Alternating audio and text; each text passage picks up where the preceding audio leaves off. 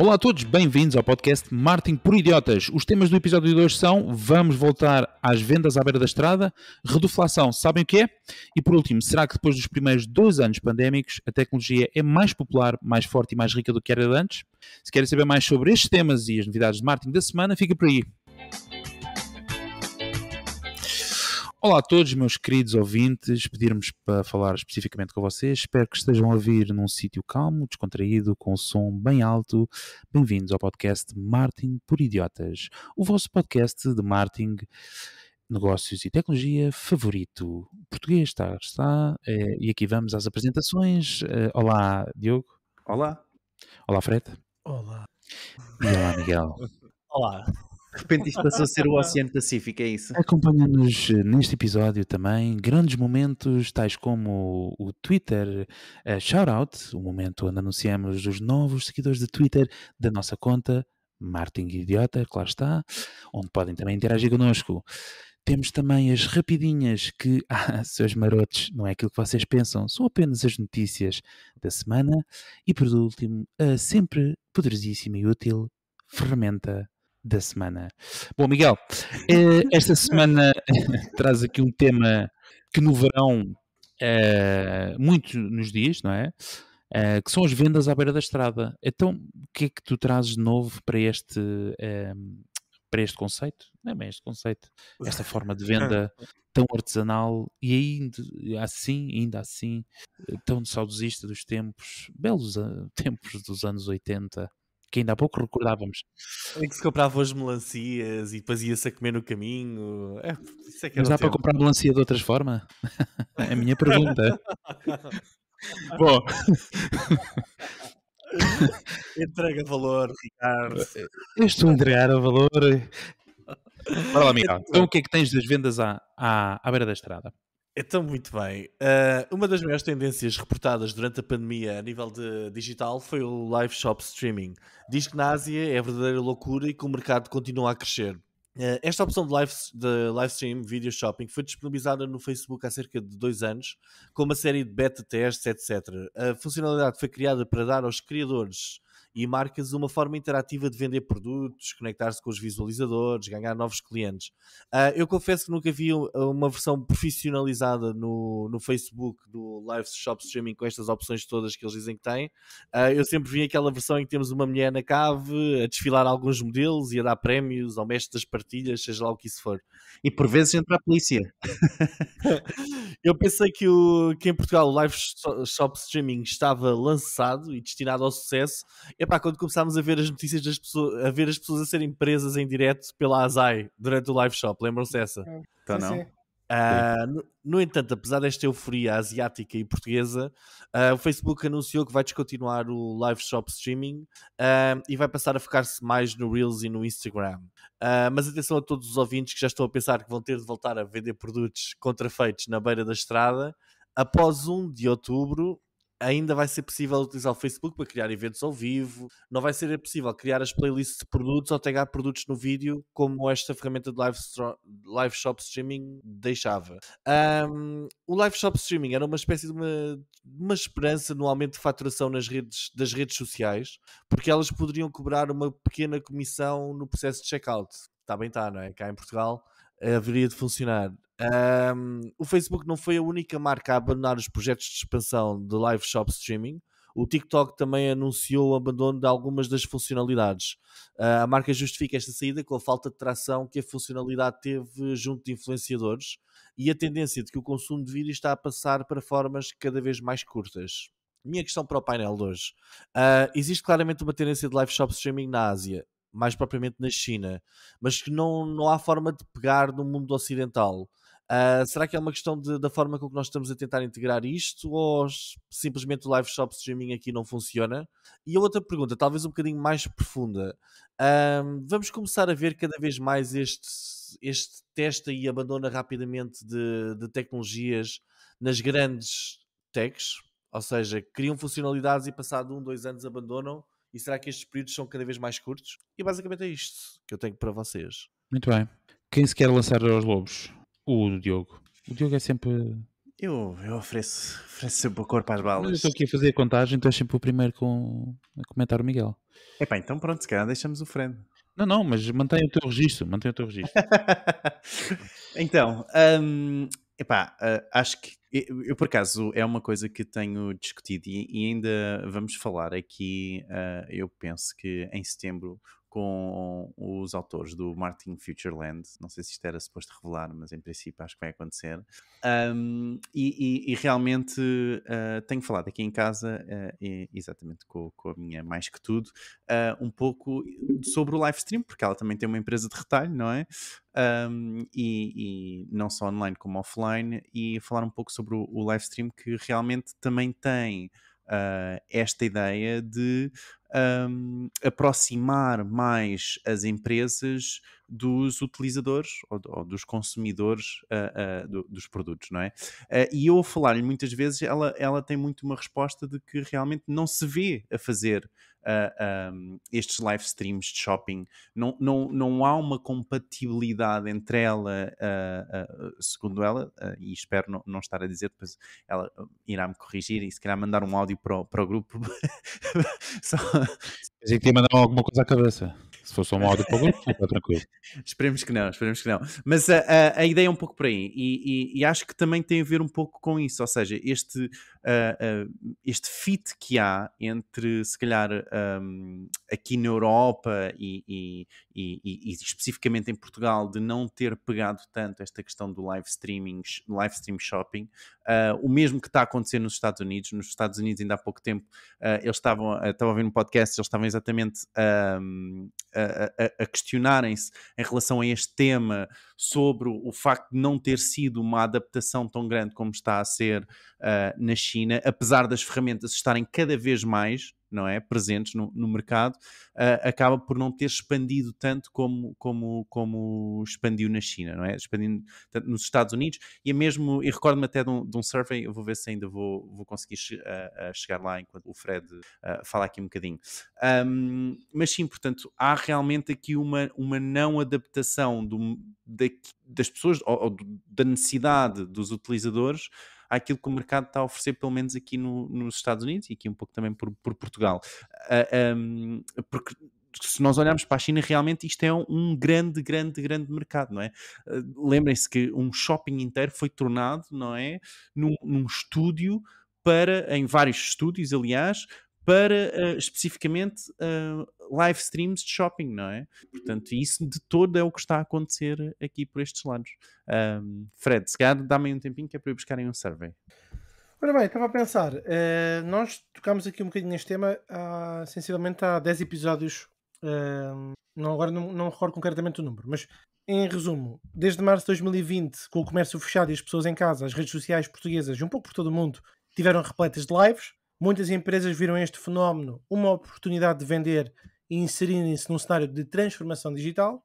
O Miguel trouxe aqui o tema, e agora vamos expandi-lo talvez um bocadinho mais, uma vez que já falámos uma vez sobre ele, que é, ou seja, o comércio de produtos durante as lives, que tem este nome de live shop streaming, live streaming, commerce, enfim, está aqui uma panóplia para dizer tudo a mesma coisa, que é, como foi referido já por duas vezes, popular na China, está a fundir-se em alguns países, uns melhores do que outros. Ora bem, há aqui, para mim, e nós já falámos disso há um episódio, que havia um fator que, além do cultural, era que fazia toda a diferença do ponto de vista tecnológico, que é as gateways de pagamento. Portanto, só agora, 2022, é que se começa a falar de haver gateways de pagamento em que a pessoa na live clica no botão e faz a compra diretamente pelo serviço que seria mais confortável para eles. Só para recordar que, mesmo assim, em 2022, nenhuma das redes sociais tem integração com o MBWay, que é altamente utilizado em Portugal, nenhuma das plataformas tem integração com o multibanco. Portanto, se culturalmente nós estamos habituados a pagar de uma forma e depois tem Stripe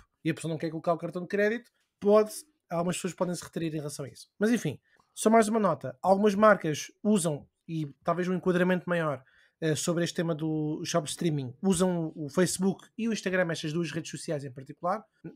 Não conheço ou nunca ouvi falar, pode acontecer, mas não é da minha rede de conhecimento, o shop streaming através do LinkedIn, quem sabe, pronto, mas o Facebook e o Instagram foram das primeiras a fazer as transmissões e a apostar em softwares e em plataformas profissionais, tanto que o Miguel acabou de dizer que o Facebook vai ter agora um passo atrás, mas o que aconteceu?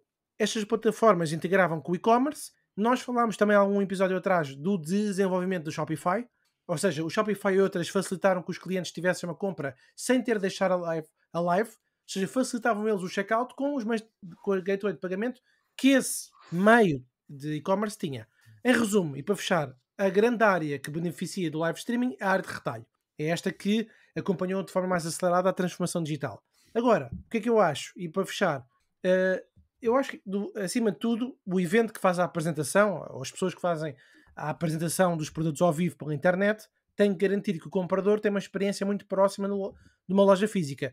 Isto inclui a possibilidade de ele comentar, de fazer perguntas e, acima de tudo, e fechando, ter uma forma de pagar que ele se sente confiante em fazer online. Muito bem. Diogo, encontraste o survey? Não, pá, não encontrei o estudo, mas é engraçado, não é? Porque realmente há notícias disto do TikTok, por exemplo, estar a abandonar este esforço, não é? Mas depois, ainda há pouco tempo, lançaram o Shopping Feed, e ainda foi notícia na Marketeer esta semana, que nós demos essa notícia, aliás, há 2 semanas atrás, que no Reino Unido... Chegámos primeiro que a Marketeer? Exatamente. Que eles lançaram então uma tab especificamente para shopping no Reino Unido, em Singapura e na Indonésia, se não estou em erro. Portanto, ou seja, abandonam nos sítios, mas vão explorando noutros a ver onde é que pega. Isto pode ser uma coisa mesmo cultural e mediante mercados, não é? Agora, uma coisa, voltamos sempre a este ponto. Pá, se calhar eu estou sempre o disco, não é, arriscado aqui no mesmo, mas mais uma vez é muito importante para estas plataformas como ou de forma a dar valor aos anunciantes, não é, ter as compras na própria plataforma, certo? Isso é muito importante para quê? Para conseguir medir a performance, não é, daquilo que os utilizadores fazem, não é, para conseguirem otimizar para esses utilizadores e para conseguirem dar retorno aos anunciantes, não é? E medir esse retorno que dão aos anunciantes. Mas, ainda mais importante que isso, acho que é um aviso a todos os nossos ouvintes: não baseiem os vossos modelos de negócio em funcionalidades das plataformas, porque o Facebook está a retirar esta funcionalidade e não é a primeira vez que isto acontece. Ou seja, as grandes marcas, as grandes big techs lançam funcionalidades, nós começamos a criar modelos de negócio sobre elas e as funcionalidades podem literalmente desaparecer com um aviso de 1 ou 2 meses. É perigoso. Miguel, e maior exemplo está aqui já a seguir nas rapidinhas, que é o Twitter Spaces, recordam-se disto, que foi lançado contra... eu esqueço-me sempre do nome desta empresa, se faz favor. Clubhouse. Como? Clubhouse. Obrigado, Ricardo. O Clubhouse, não é? Que foi lançado para o Twitter Spaces, foi lançado para combater o Clubhouse e que neste momento já vai levar um novo redesign com novas formas para tentar estimular essa funcionalidade do Spaces que deixou de ter utilização. Eu penso que nós até comentámos aqui neste podcast que era uma ideia destinada ao sucesso, porque ninguém teria paciência para ouvir áudios de comentários de pessoas que não fossem líderes de opinião de alguma coisa. Miguel, eu vou só para fechar aqui, fazer aqui um food for thought. Disseste tu, não baseias os vossos modelos de negócio em funcionalidades. Tenho algumas reticências nessa frase assim. Vou-te explicar porquê. E aliás, vocês tocaram precisamente em tudo o que foi novidade. Nos Clubhouse, no Twitter Space, etc. Portanto, o que acontece? Se conseguires recuar mentalmente para aí uns 7 anos, o que é que não havia na altura, quando tu geris redes sociais? Plataformas terceirizadas para tu poderes agendar publicações. Não havia. Toda a agenda andava louca para qual era a ferramenta que existia para nós podermos agendar e assim otimizar tempo. Não estar a fazer no momento e na hora o agendamento. Hoje, essa é uma funcionalidade que está ao pontapé, mas ainda assim há muitas empresas que vendem esse serviço por uma subscrição. A propósito do Twitter Spaces e a propósito do Clubhouse, quando surgiu o Clubhouse, havia um problema, que é o quê? O Clubhouse não tinha métricas próprias de medição da audiência, então o que é que aconteceu? Apareceram plataformas terceirizadas com esse serviço. Uma delas, se tu quiseres visitar, e os nossos ouvintes também, eu tenho aqui nos meus favoritos, porque é um dos casos que, curiosamente, costumo mostrar em informações de transformação digital. O site chama-se Dire, portanto, D-I-R-E, e depois Con, C-O-N.com, direcon.com. Pronto. E o que é? É uma ferramenta terceirizada que uma plataforma de analytics específica para Clubhouse, Twitter Spaces e Spotify Green Room. Portanto, isto não sei se está alinhado o que estás a dizer, mas o que eu quero dizer é, muitas vezes quando as funcionalidades são novas e tens a possibilidade de estar a desenvolver software para seres o primeiro a oferecer algo que até a própria plataforma ainda não desenvolveu, através de ligação à API ou não, mas isso pode dar um impulso financeiro brutal e acho que poderá ser para quem possa fazer esse investimento uma boa dica de, e agora só para contrariar-te, desenvolver em cima de funcionalidades. Muito bem, acho que o Miguel estava a falar mais das empresas utilizarem, não desenvolverem produtos como estavas a falar, anexos a estas funcionalidades novas, mas sim as empresas basearem, por exemplo, uma empresa basear o seu ponto de venda apenas nesta funcionalidade do Facebook e não ter outros canais de venda, por exemplo, ou focar-se muito num canal de venda que pode ser uma coisa muito efêmera. Bom, muito bem. Podem também deixar o vosso comentário em w.marketingprioritas.pt. É o nosso grupo do WhatsApp, que é gratuito de aderir, estamos lá nós, estão lá os nossos ouvintes e está lá também um conteúdo exclusivo todas as semanas. Esta semana o conteúdo exclusivo é o The State of Marketing Budget and Strategy 2022, pela Gartner. Vamos deixar lá logo a seguir a publicação do episódio, fica lá este conteúdo exclusivo do nosso grupo do WhatsApp. Diogo, vens falar de um conceito novo. Não, quer dizer, o conceito não é novo, mas se calhar muita gente nunca ouviu falar deste conceito. É verdade. Ele não é novo de todo. Eu é que também não o conhecia e só o conheci para aí há 2 semanas. Bem, então, esta semana venho falar deste conceito novo para mim, que se fala bastante nesta inflação recente e em estratégias, formas como a combater. Okay? Então, o conceito que me foi apresentado foi o conceito de reduflação, ou em inglês, shrinkflation, ok? E vocês perguntam, não é? E bem, então, mas o que é isto da reduflação ou shrinkflation? E eu, como sempre, já sabem, chamo o nosso incrível formador de serviço, com música de fundo e tudo, Frederico Carvalho, por favor. Em economia, a reduflação é o processo em que os produtos diminuem de tamanho ou quantidade, enquanto que o seu preço se mantém inalterado ou aumenta. É incrível, é incrível. É verdade, ou seja, imaginem que compram uma embalagem de Choca-Pique para vocês ou para os vossos miúdos, e sim, não há shame nenhum em serem um adulto a comer Choca-Pique, porque aquilo é bom que se farta, não é? Enfim, imaginem que, por norma, vocês compram uma embalagem de 300 gramas de Choca-Pique e essa embalagem custa 3 euros. Mas a Nestlé, com a inflação, decide passar a vender as embalagens de Choca-Pique com um tamanho muito semelhante ou igual, ok, ao tamanho anterior, ou seja, o tamanho do cartão, não é? Da embalagem. Só que essa embalagem agora, em vez das 300 gramas, contém apenas 275 gramas e custa os mesmos 3 euros. Ou seja, passam agora a pagar mais por grama de Choca-Pique. E não pensem que é só no supermercado. Na verdade, a reduflação pode acontecer também nas chamadas empresas SaaS, não é? Ou de serviços, não é? Que diminuem, por exemplo, o número de funcionalidades disponíveis em cada pacote. Imaginem, por exemplo, a Netflix, não é? Que tem um plano básico, um plano padrão e um plano premium. E a passar o plano padrão agora só ser possível fazer stream num dispositivo de cada vez em vez de ser 4, ok? Portanto, reduzem na funcionalidade e vocês continuam a pagar o mesmo que já pagavam, ok? Portanto, e para que saibam, segundo o Paulo Fonseca, do Departamento Jurídico da Associação de Defesa dos Consumidores, DECO, a reduflação, e agora cito, não é ilegal desde que a informação no rótulo ou a informação anunciada esteja correta, ok? Contudo, a DECO já descobriu, já recebeu, aliás, várias denúncias em Portugal sobre este conceito ou sobre este procedimento. Enfim, a reduflação pode ser uma forma clara de tentar enganar o consumidor, não é? Para que este pense que o preço não aumentou e continua a comprar como sempre, sem ter noção sequer do aumento ou que a inflação está-lhe toda a passar para cima quando está a passar a pagar mais por menos produto, ok? Mas também, na verdade, há aqui outro prisma, não é? Há outra perspectiva, pode ser uma forma das empresas oferecerem um produto ou serviço mais pequeno pelo preço que anteriormente existia, possibilitando o consumidor a continuar a comprar o seu produto com o preço que haveria anteriormente, não é? Portanto, em vez de aumentar o custo do Choca-Pic das 300 gramas para 3,25€, não é? De repente, o Choca-Pic, ou seja, o Choca-Pic continua a pagar a custar os 3€, mas esses 25 cêntimos o utilizador não está a dar, não é?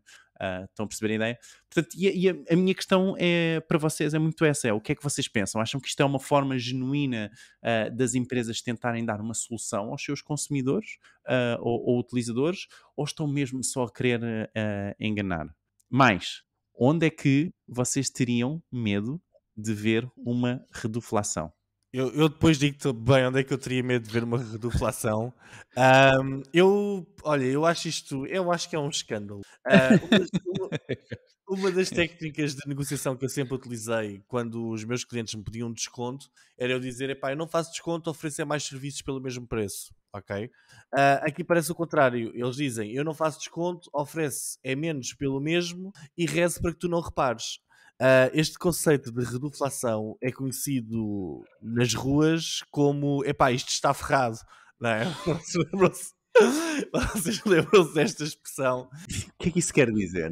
Está Quando mal te servem servido. mal, Está vais a um ferrado. restaurante, não estão a dose toda, tu, pá, isto está ferrado. Ferrado. Epá, e aplicando a lei das ruas, isto dava tiroteios e, epá, nos bairros mais complicados, eu não sei se ias de lá armado engraçadinho, não é? Tipo, com estas ideias. Eu, por acaso, no outro dia tive um exemplo, e aí onde eu acho que é mais perigoso aplicar a reduflação, aí pode correr mal. Epá, eu no outro dia, e por falando em epá, não é? Eu fui comprar um epá à minha filha e apercebi-me que epá, eu lembro quando era novo, os epás eram assim um grande balde. E agora, os epás são assim uma coisinha muito pequenina e já a pastilha já não é uma pastilha como deve de ser, é só assim umas coisinhas. Diz, Diogo, estás aí lançado? Não, epá, lá está, eu não tenho a certeza que isso seja uma reduflação. Não tenho a certeza, não sei qual era o tamanho de gramas, acho que o gelado é em gramas, se não estou em erro, anterior do EPA, e se realmente houve uma redução. É possível até que tenha existido. Agora, temos que ter cuidado também com essa percepção que nós temos às vezes de ser, quando éramos pequenos o tamanho era grande e agora é pequeno, e eu chamo isto Diogo, tu não saías do bairro, tu vais com essas conversas. Chamei isto o efeito. Espera, eu passo. Eu chamei isto o efeito. Eu tenho um nome para isto e tudo. É o efeito pastel de Belém, ok? E porquê é que eu digo isto? Porque os pastéis de Belém têm as mesmas formas há mais de 100 anos, ok? São as mesmas formas de sempre, mas as pessoas estavam constantemente a dizer: epá, o pastel hoje em dia está mais pequeno. Eu lembro-me quando era pequeno, isto era tão grande, isto era tão grande. Pá, e ninguém, ok? Dali teve mais de 100 anos ou de 50 anos de existência para conseguir ver um pastel maior, sendo que as formas continuavam a ser as mesmas. Era essa a ideia. Mas, portanto, só para termos cuidado com isso, porque às vezes, realmente, quando éramos pequenos, as coisas pareciam maiores, não é? Poderiam parecer maiores, e depois, na verdade, podem ser só o mesmo tamanho, mas nós é que crescemos. Eu pergunto aos nossos ouvintes se o epá continua do mesmo tamanho ou não. Sim, porque estas conversas dos pastéis de Belém lá dos betinhos do Restelo, opá, o Diogo, tu ias a com a lei das ruas, epá, tu não sei, falaste de formas e tal, não te safavas. Mas eu quero falar de um conceito que eu acho que ainda é mais preocupante do que o da reduflação, que é o da obsolescência programada.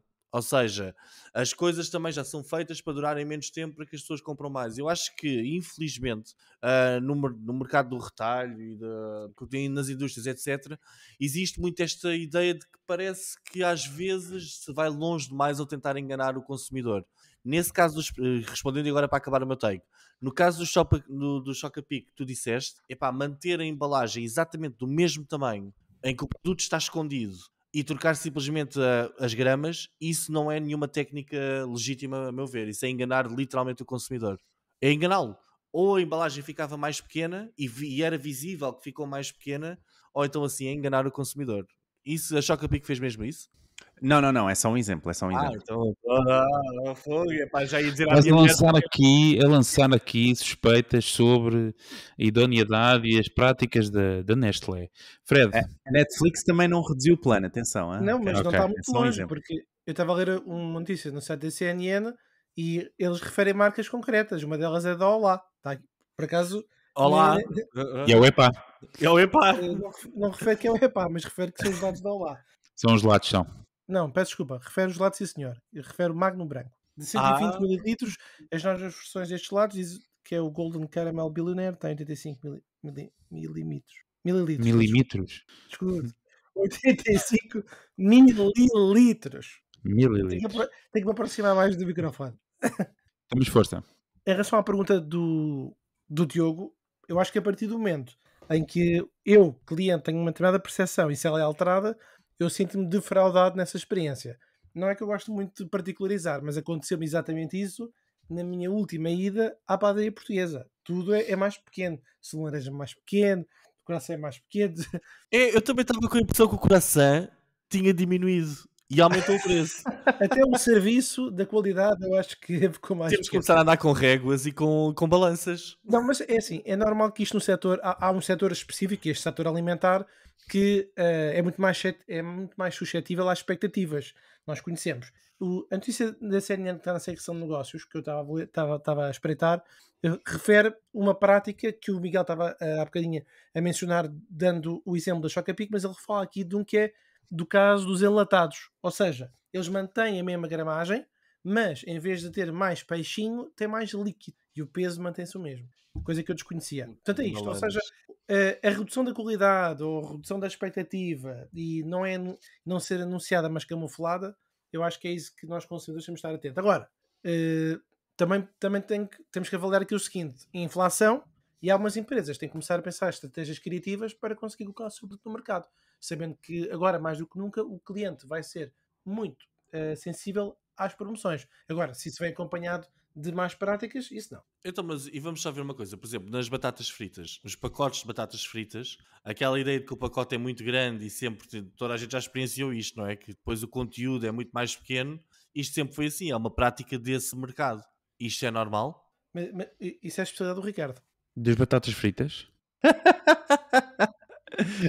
Não, tu dizes o quê? Normal, a percepção que toda a gente tem, não é? Porque os pacotes são enormes, estão cheios de ar e essencialmente há sempre aquela falácia do marketing ou das vendas que é tu não compras batatas fritas, compras a ar e depois vem lá com batatas fritas no meio. Epá, eu acho que é um bocadinho como o Fred estava a dizer, a indústria alimentar, porque tem um processo de produção e pode mexer em várias etapas, não só na embalagem do produto, na quantidade, até na própria fórmula do produto, que vai alterá-lo, quer em forma, em tamanho, em sabor, etc. Está mais propensa a este tipo de ajustes, sobretudo nestes momentos em que há muita inflação. Portanto, o packaging é só e eu acho que estas práticas, já agora se me permitem, são altamente lesivas até para a própria marca quando são perceptíveis. Agora, a verdade é que para uma grande parte dos consumidores isto passa completamente ao lado. Mas força, Diogo. E se fosse declarado? Ou seja, e se a marca, não é, declaradamente dissesse... Isso é diferente, é dizer, olha, nós mantivemos o preço nesta embalagem, mas criamos uma embalagem mais pequena, mais económica. E há muitas empresas que fazem isso, é assim, ainda não há muitos consumidores, acho eu, em Portugal a fazer isso. Eu faço, mas que é comparar os preços ou por quilo ou por litro, não é? Eu comparo qual é que é o valor por litro ou por quilo que eu estou a comprar. Eu é só no salmão fumado. Diz, não é só no salmão fumado. Ou é só. Pronto. E a verdade é que a maior parte das marcas, pelo menos nos lineares de supermercado, o que tem tendência é a privilegiar isso, e então tem as embalagens familiares, em que o preço por quilo ou por litro são mais baratos, mas são embalagens muito maiores. Lá está, porque também quer, obviamente, um espaço entre consumo maior. Mas se for declarado, esta técnica nunca é declarada. Se é declarada, é só uma nova embalagem. Ou então é aqueles propósitos de marketing do tipo reduzimos a embalagem, coisa. Mas podia ser uma boa estratégia de marketing. Ou seja, a marca dizer, assim, sabemos, nós não quisemos aumentar o preço, mas queremos que continue a usufruir deste. Mas como é que os consumidores vão ver isso? Olha, sabes que há pouco tempo andou a circular em grupos do WhatsApp, eu pelo menos vi, que era alguém tirou uma fotografia em um linear de supermercado de uma manteiga, não vou dizer a marca, em que estavam lado a lado, ou muito perto, ou para duas embalagens de manteiga. Uma tinha 125 gramas e a outra tinha 250 gramas. A de 125 custava 1 euro e qualquer coisa, e 50, imaginemos, e a de 250 custava 1 euro e 70, era tipo mais 20 cêntimos. E então esse post, ou pelo menos que eu me lembro de ver, já falava desta situação, desta técnica de deflação. Tu apareces ao consumidor, é muito difícil tu conseguires comunicar que o teu propósito é é benéfico para o consumidor. Uma embalagem económica, não é?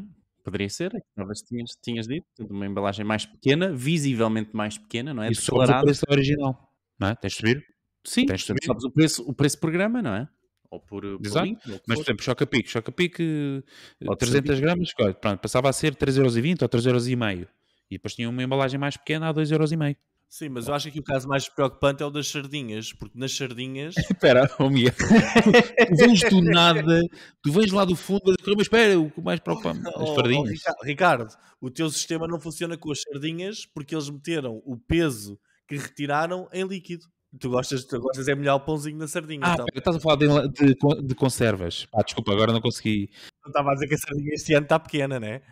Sim, eu não aprecio sardinha, mas obrigado. Mas isso é como aquela questão do polvo, não é? Toda a gente sabe que o polvo está cheio de água e depois congelam aquilo cheio de água e depois a coisa mirra e o polvo é pequeno. Bom, eu acho que assim, no grande retalho, exatamente, no grande retalho, não é? No grande retalho, sim, dos supermercados e hipermercados, e sobretudo em marcas e produtos da área alimentar, e sobretudo nestas alturas de grande oscilação de preço. Há sempre tendência, é normal se vocês trabalhar numa empresa e se dizer assim, olha, os custos de produção aumentaram 25%, como é que nós vamos combater isto? Este tipo de abordagens da embalagem é um dos assuntos que vem acima. Se é como é que eu ia dizer, ilegal já sabemos que não é, mas se é, tu usaste a palavra, Diogo, se é que, desculpa? Legítimo.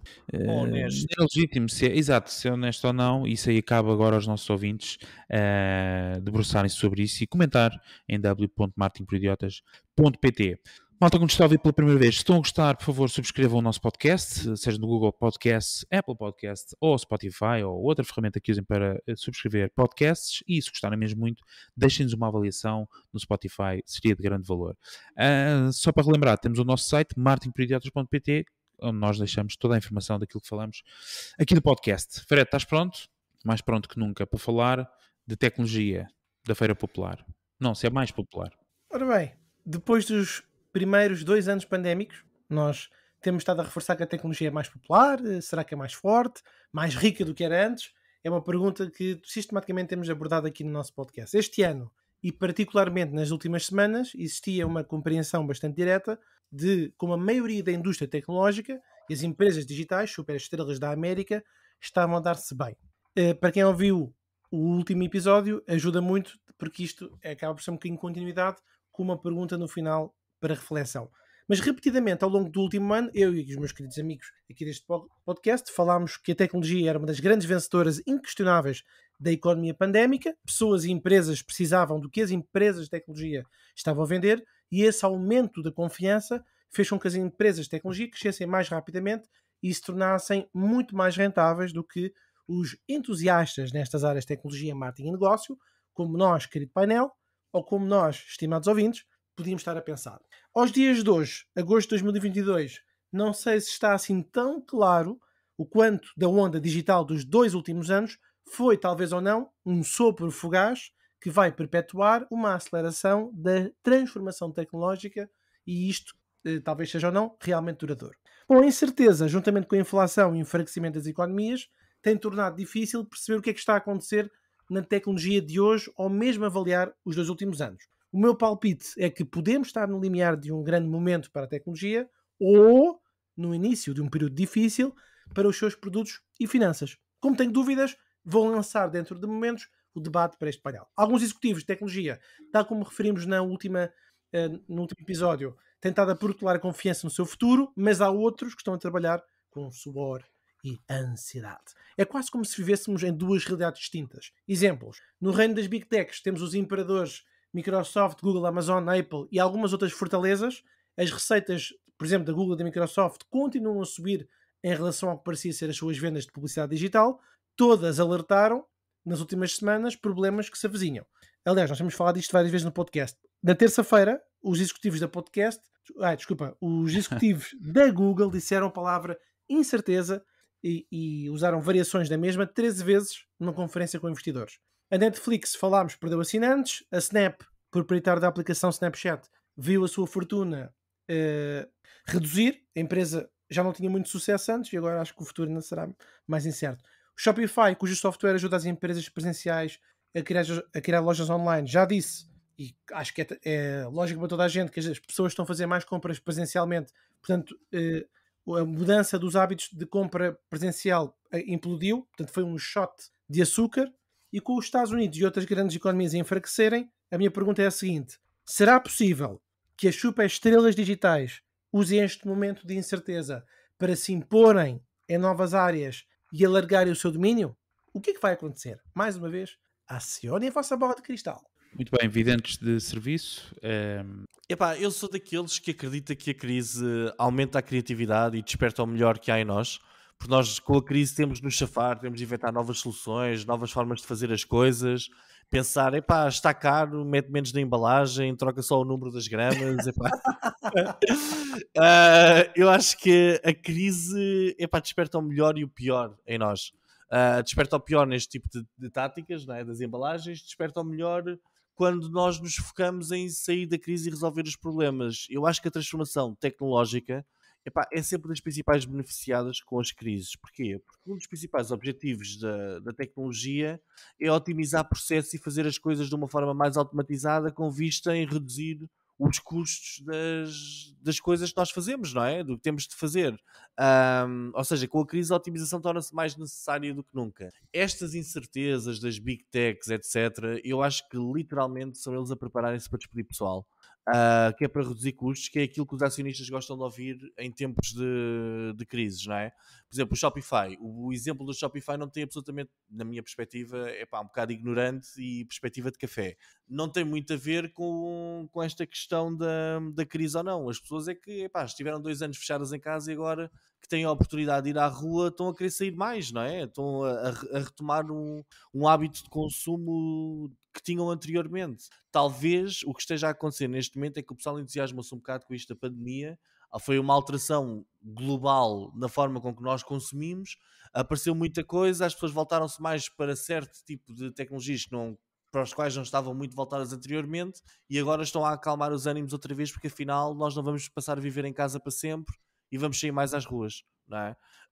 Relativamente aqui a estas big techs e aos declínios que se aproximam, epá, eu não sei, eu acredito que estas grandes empresas saem sempre por cima disto. Por exemplo, se há menos dinheiro no bolso para gastar, provavelmente vai haver mais tempo para dedicar ao Netflix. Ou seja, esta queda do Netflix não é, na minha perspectiva, não é propriamente um efeito da crise, é um efeito do excelente trabalho, e já disse isto uma vez, do excelente trabalho que a concorrência está a fazer, não é? Eles estiveram sozinhos durante uns tempos, agora já não estão.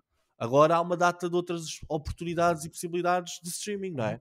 Ou seja, eles não se venham queixar com a crise, o que eles têm de fazer é melhores séries. Eles não podem lançar um Stranger Things uma vez por ano ou um Squid Games uma vez por ano. Eles têm de lançar várias vezes por ano séries tão disruptivas como estas duas, não é? E basicamente acho que no caso da Netflix é o que acontece, mas pronto, eu acho que os tempos que se avizinham são bons para quem está na tecnologia, porque cabe-nos a nós procurar novas oportunidades nesta crise. Muito bem. Diogo.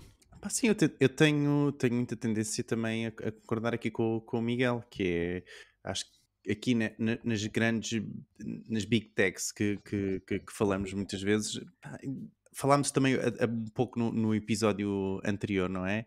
É a capacidade que têm para se adaptar ao futuro, não é? Para construir novas ferramentas, se assim o necessitarem, ou se reconstruírem, ou se reestruturarem, como está a acontecer com o Facebook, que hoje em dia é mais um TikTok do que outra coisa. Não é? Portanto, têm essa capacidade e têm esse potencial, têm esse financiamento, não é? Possível para o fazer, coisas que outras empresas têm muito mais dificuldades. E mais uma vez, volto ao ponto da sustentabilidade. Em tech é muito mais tudo que seja esta parte tecnológica de serviços, não é? de aplicações, etc. Acaba por não ter uma grande... não quer dizer que não tenha nenhum impacto ambiental, mas não necessita de uma grande adaptação de à sustentabilidade. Isso é um tema, Miguel. Isso é um tema. Já vais falar outra vez das árvores e dos servidores. Epá, isso é um tema. E as empresas vão ter que se adaptar. A própria União Europeia tem até 2030 para reduzir em X% as emissões. Portanto, vai haver pressão do próprio governo para que isso aconteça não só na União Europeia, como também nos Estados Unidos. espero eu. Mas aí já é outro filme. Mas pelo menos sabemos que na União Europeia isso existe, por exemplo, não é? Portanto, isso é um fator que pode influenciar. Eu acho que nem sequer estas Big Techs são assim tão influenciadas com isso, principalmente como a Google, que já é uma empresa carbono neutro há bastante tempo. Anyway, mas acho que é isso. Acho que continua a haver uma grande capacidade de adaptação, ok? E aguentam-se à vontade, mesmo que seja um ano mau, 2 anos maus, conseguem-se aguentar à vontade no mercado e voltarem a adaptar-se. O que tu achas, Ricardo? Vão-se manter? Vão-se expandir? Vão reduzir? Sim, eu acho que é um pouco aquilo também que o Miguel falou. Opá, houve muita expectativa durante a pandemia daquilo que iria ser o pós-pandemia. As tecnológicas estavam muito confiantes de que o futuro seria bastante seguro e evolutivo nesta tendência de adoção de tecnologia, de mais tempo disponível para fazer A, B ou C, e de repente a pandemia terminou, iniciou uma guerra, agora estamos a ver a situação económica, como é que vai evoluir, e esses momentos de incerteza são também, como o Miguel disse, e acho que bem, momentos das empresas poderem fazer reavaliações profundas e reestruturações profundas para se prepararem para tempos mais incertos. Pronto, e sinceramente é isso. E focarem-se naquilo que realmente são boas a fazer. Portanto, eu não vejo grandes tremeliques em Microsoft e Google e nas Big Techs. Até isto da própria Netflix parece mais uma conversa, como o Miguel diz, para despachar meia dúzia de coisas. Até a própria redução de subscritores, etc. Não, quer dizer, é preocupante para os acionistas. Quem é acionista da empresa está preocupado com o futuro da empresa, mas não vejo como um momento de início de declínios ou de algo que se pareça. Portanto, acho que é mesmo tudo a aproveitar o momento para dizer, olha, vamos lá ajustar as nossas expectativas, porque acho que é capaz de ser mais tremido do que o que a gente pensava. Não sei, são os meus 2 cêntimos. Perfeito. É isso? Bem. Muito bem. Então vamos já de seguida para um momento único neste podcast e em todos os podcasts, que são as rapidinhas, as notícias mais importantes de marketing, negócios, tecnologia em Portugal e no mundo. Força, Diogo. Vamos a isto então. O Instagram lançou novas funcionalidades de Reels. Já sabem que agora tudo o que seja vídeos abaixo de 15 minutos são automaticamente transformados em Reels ou em grande formato.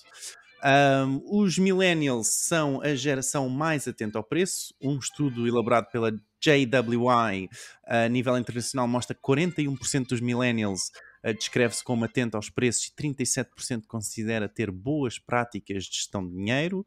Mas o Twitter está prestes a lançar atualizações de status para perfis, um pouco à la Facebook há uns anos atrás. O Twitter também já está a reformular o seu Twitter Spaces, agora mais focado em tópicos. Podem ver todas as reformulações em marketingporidiotas.pt. Mas o Shopify, um pouco também como o Fred mencionou, não renovou então com 10% da sua força de trabalhadores.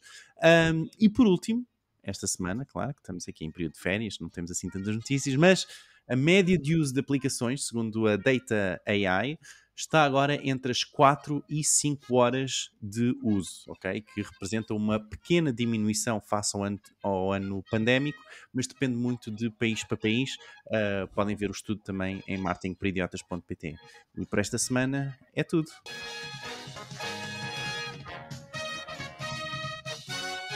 Namus. Muito bem, quero deixar algum comentário rápido, alguma das notícias? Bem, eu acho que agora os millennials estão atentos ao preço, mas os pais têm de estar atentos às gramas. Não, quem é que falou em gramas?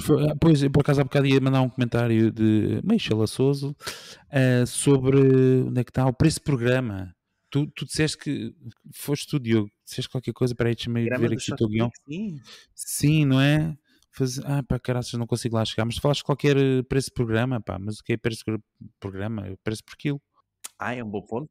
Sim. Tens lá preço por quilo, grama deve ser lá no teu bairro, não sei, lá em algum sítio que tu frequentas, que há a grama, mas a regra geral nos supermercados é ao quilo. Só que pica a grama, muito bem. Só que a grama. E dá-me aí 2 gramas. É assim que lhe chamam hoje em dia, chaca-pique. Cá está Miguel, mais uma vez neste episódio, a reforçar o seu conceito da street. Quem ainda não percebeu, Miguel é o nosso elemento da street, que traz, não é? É o marketing do café, exato, marketing da street. Não vais muito longe. Muito bem. O que é que temos aqui a seguir? Exatamente, um momento caricato que é a nossa ferramenta da semana. E esta semana, a ferramenta da semana é, e agora sai uma alma sempre, mas posso ser eu a dizer, mas eu acho que tu dizes melhor. Vai tu porque tu dizes melhor. É a Camo, ok? É o Camo. Então a Camo é não mais do que uma aplicação para o vosso telemóvel e um programa para o vosso computador, PC ou Mac, que permite vocês conectarem o vosso telemóvel através do vosso telemóvel e o vosso telemóvel tornar-se a câmera do vosso computador, o que melhora imenso a imagem nos vossos Zooms, nas vossas Meets, na plataforma que tiverem a usar, porque esta plataforma adapta-se a qualquer uma dessas plataformas, como o Zoom, o que seja. Isto é só uma ferramenta. O Ricardo, tu usas outra, não é, Ricardo? Sim, eu uso outra e existem muitas no mercado. Eu uso para iPhone, eu uso a Apple Cam, mas também agora com a atualização do sistema operativo da Mac, isso vai ser nativo para quem tiver a última versão. Mas há uma série de outras ferramentas. Mas de facto é uma funcionalidade porreira para quem ainda faz reuniões por Zoom. Vou deixar só um silêncio aqui. Eu por acaso queria fazer aqui um comentário. Muito rápido, obrigado. Na semana passada nós escolhemos uma para morrer. Epá, e eu disse, já não me lembro qual é que disse, mas eu queria... Mas olha, mas não conta. Não, mas não conta. Sim, mas daqui a 10 anos eu acredito que o Zoom já não existe. Eu acho que é daquelas que não se está a conseguir adaptar. Tem mesmo aspecto de Mirk, não é? Vai ser assim, completamente obsoleta. De Messenger, era o que eu queria dizer, era de Messenger. Tem mesmo aspecto de Messenger. E o MSN. Ou o Skype. O Skype ainda existe, está bem? Não, mas por acaso, o Skype tinha mais razão de ser do que... Isso é coisas... É à la Microsoft. Desculpa, Fred. Exato, é isso. Porque eles integram os serviços no Teams, portanto, o Skype é mais facilmente. Muito bem, mas obrigado. Não vamos contar, está bem? Para aquela situação que daqui a 10 anos vamos voltar a ouvir. Já não vamos voltar a ouvir este episódio, mas fica a nota, pronto. Whatever. Muito bem. Não havendo mais comentários às notícias, vamos fechar por aqui este nosso episódio do podcast. Quero, antes de irmos embora, relembrar que nós temos o nosso grupo de WhatsApp em w.martinporidiotas.pt. É lá que nos encontram, a nós, os nossos ouvintes, e tem lá também os conteúdos exclusivos. E para quem nos está a ouvir pela primeira vez, por favor, subscrevam o nosso podcast e avaliem-nos no Spotify, é muito importante para nós. O nosso site é martinporidiotas.pt. Lá encontram toda a informação que precisam de saber para se manterem atualizados sobre marketing, tecnologia e negócios. E lá está. Nós voltamos a ver-nos, como sempre, na próxima semana. Por isso, meus caros amigos, não percam o próximo episódio, porque nós também não. Tchau. Tchau. Tchau.